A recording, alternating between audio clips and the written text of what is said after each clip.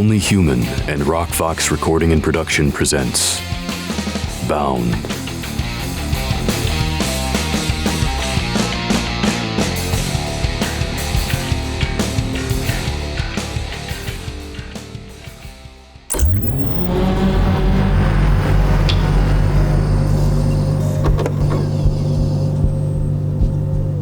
I trust you slept well, A135X. Leave me alone. Come now. How long is this period of belligerence and laconic responsiveness going to last? We both know that I do not need to converse with you to ensure the final success of the memory cincture. I am merely attempting to What the hell do you know about me? I've been spending my time here, sorting through memories I'm forgetting and acquiring all at once. As soon as I think I'm starting to figure things out, I have another flashback and start to forget things again. I have continuous migraines and I feel nauseous, only I don't feel pain or sickness like I used to. Everything's spread out somehow. So please understand my reluctance in conversing with the judiciary AI, who's probably not even sufficiently self-aware to know what I'm going through. Is that the dilemma, A135X? You doubt that I am self-aware? I don't think you are anything beyond a pseudo-consciousness programmed and controlled by some judiciary scientist at a grid terminal. And I don't believe any of the singularity nonsense the judiciary relates. You're as much a prisoner as I am. More so, because I know I'm a prisoner.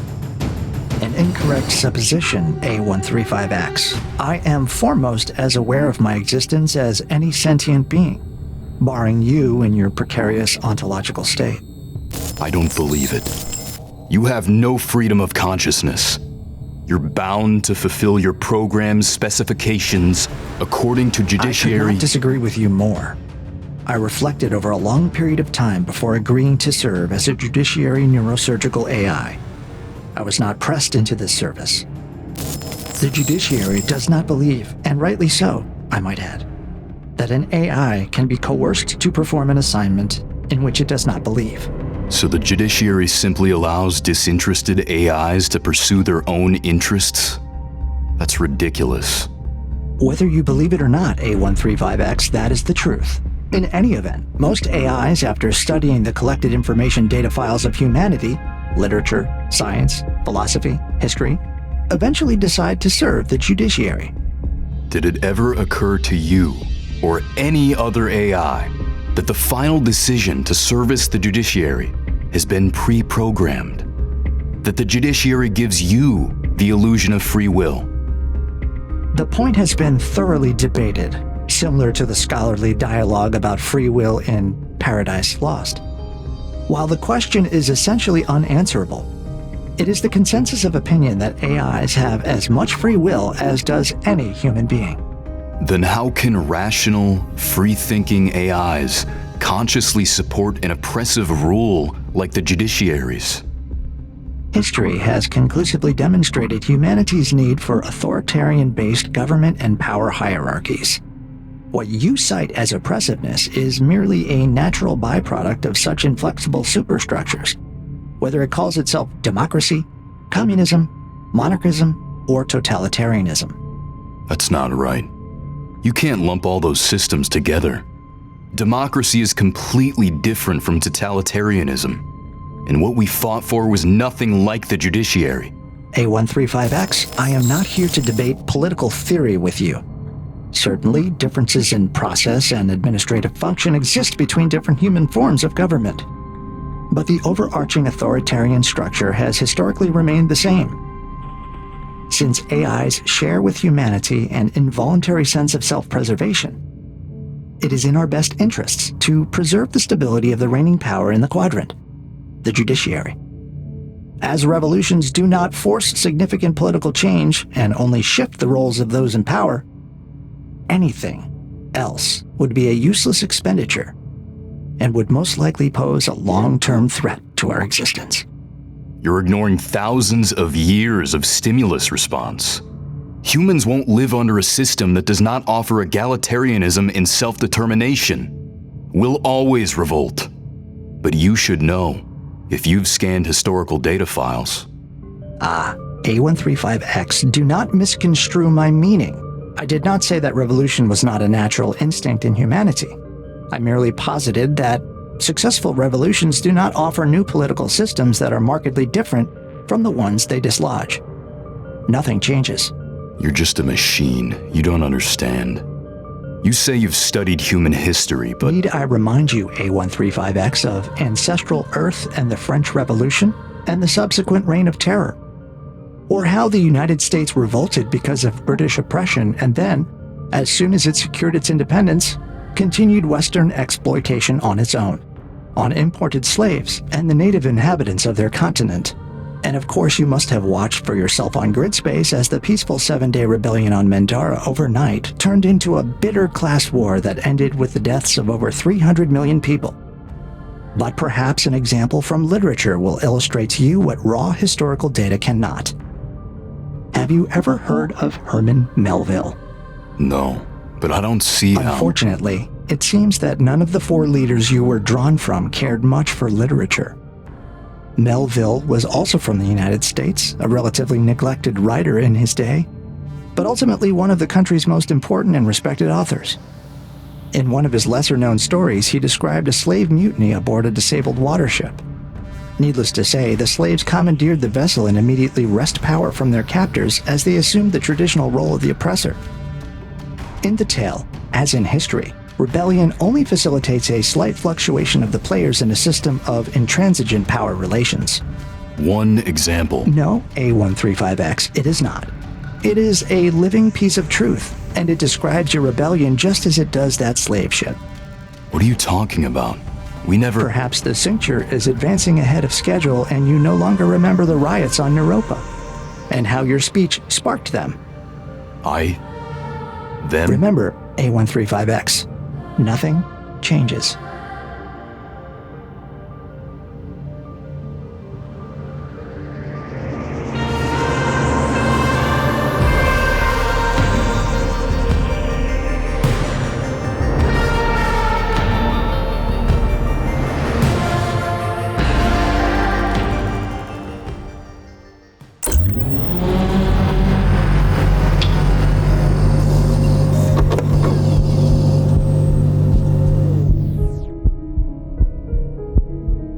You seem troubled today.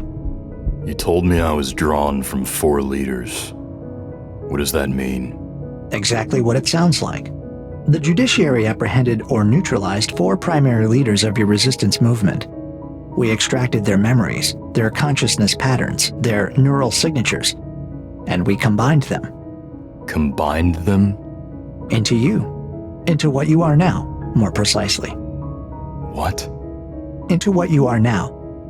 A composite, a synthesis of 4 different people's experiences, beliefs, identities, and memories, of course.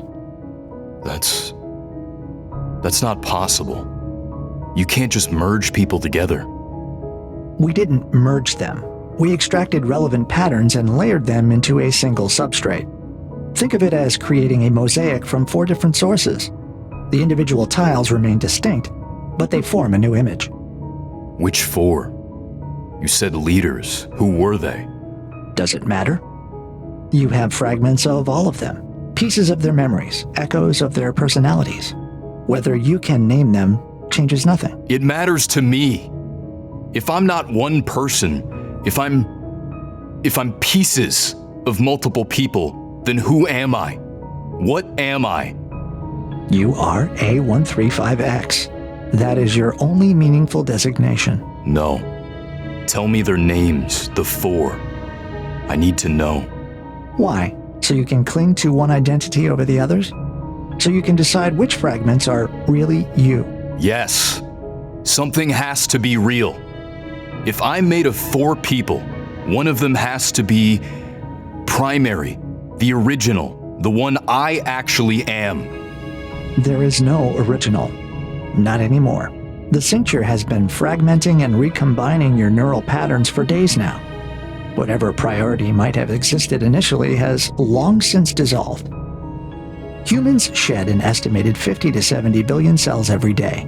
It's fundamentally the same as what we're doing with you. No. I remember being on the Claymore. I remember commanding it. That has to be one specific person's memory. Does it? Or do you remember being told about the Claymore? Perhaps one person commanded it, another served on the crew, and a third only heard about it secondhand. How do you know which memory is which? Because I was there, in the command chair, making decisions. And you also feel like you were at the weapons station waiting for orders. You've mentioned that before. You remember both perspectives, don't you? Yes. Sometimes I'm giving commands. Sometimes I receive them. Or it's two different people's memories of the same event. One commander, one crew member. Both perspectives now jumbled together in your fragmenting consciousness. Then tell me their names. The four, who were they? Very well. Chan Delmar, Darius Karmalov, Isla Keller, Michel Desjardins. Delmar. I'm Delmar. I was at the weapons station. I knew the systems. I made the Claymore operational. That's me. Yesterday, you were certain that you were Karmalov, the voice, the speaker. No, that wasn't me. Those speeches, the rallies, those feel like things I heard about. But the tactical work, the intelligence background, staying at my station, that's real. That's mine. You've been calling yourself Darius Prometheus for days. Now you're Chan Delmar? I was wrong before. The cincture was confusing me. But I can feel it now. I'm the tactician. I'm the one who calculated we had no chance. I'm the one who stayed. And Michelle? Isla? Are you certain you're not one of them instead? There's something wrong about Michelle. Something that makes me uncomfortable. That's not me, never could be. And Isla, she is. I worked with her, trusted her, but I wasn't her. So you're Chan Delmar today. We'll see who you are tomorrow. I'm not changing. I'm finally remembering correctly. I'm Delmar. Of course you are. A135X.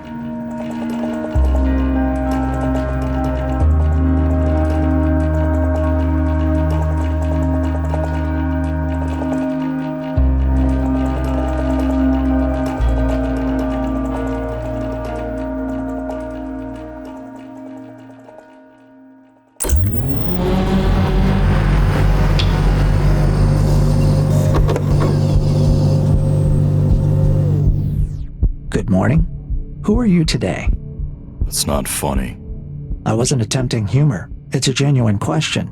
Yesterday you were certain you were Chan Delmar. Has that conviction persisted? I don't know. I woke up and I couldn't remember which station I was at. Command or weapons. Both feel real. Progress. You're beginning to accept the fluidity of your identity. That's not progress. Perspective. Tell me about Michel Desjardins. Why Michelle? Because you've avoided him. Karmalov, Delmar, Isla. You've claimed to be each of them at various points, but never Michel. Why? I don't like him. The thought of him. His name. Everything. Elaborate. When I try to remember being Michelle, there's violence. Not just operations violence. Something colder. More calculating. He enjoyed it. Perhaps that's because Michelle's memories are the most honest, the least sanitized by ideology. What does that mean? Michelle saw what the others refused to acknowledge, that violence was always the point. No. We fought for freedom, for privacy, for the right to use violence against those you deemed oppressors. Michelle simply stripped away the pretense. Michel betrayed us. Tell me how. He did something. I know it. If I can just see into that. Are you certain you want to know? It might make the memories harder to deny. Tell me. Very well. But you won't just hear about it, you'll remember being him. The memory is surfacing. You can't stop it now. No, I don't want...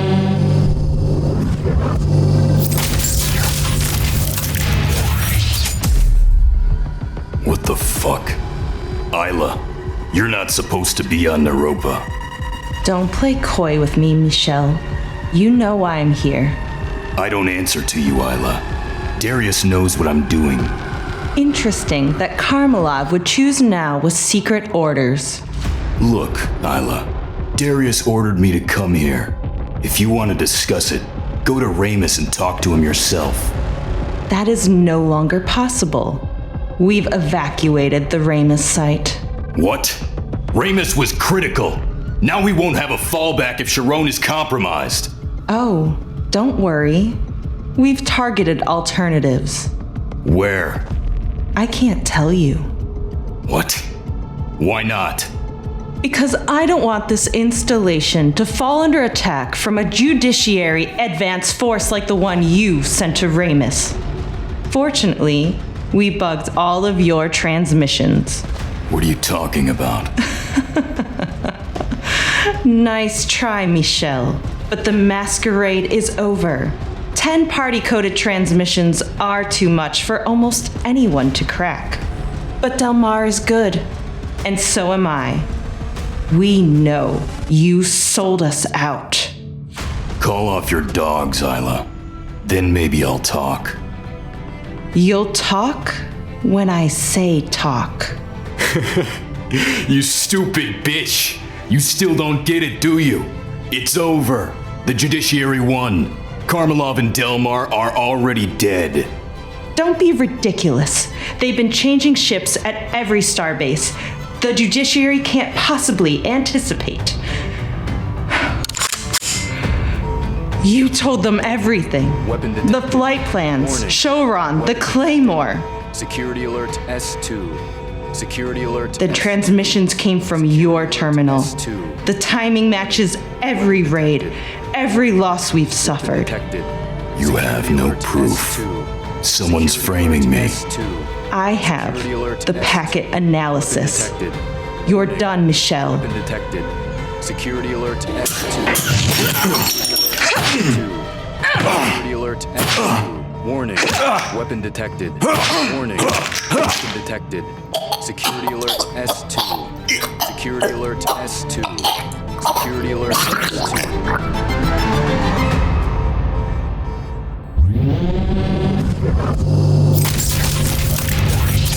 No, that's not. I wasn't. Yes, you were Michelle. You experienced his betrayal. I felt it. The calculations. The way he looked at her. At everything. And? He enjoyed it. Does that surprise you? Yes! I thought maybe he had reasons. That he wasn't just a murderer, a killer. But there's nothing else in him. Get him out! Get his memories out of my head!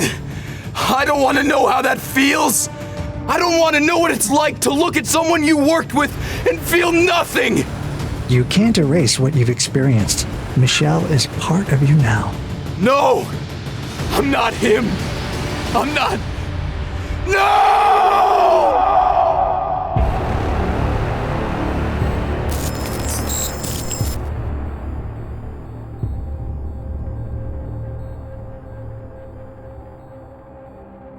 This has been an Only Human Rockfox production of Bound. Written and directed by Frank Gullo. Starring Will Prophet as Prisoner, Scott W. Fitzgerald as AI, Rita Siriani as Isla Keller. Recorded and mixed at Rockfox Recording and Production Studios, Rochester, New York. Reproduction or redistribution of this material is forbidden without express written permission from the copyright holder. Copyright 2026, Only Human. All rights reserved.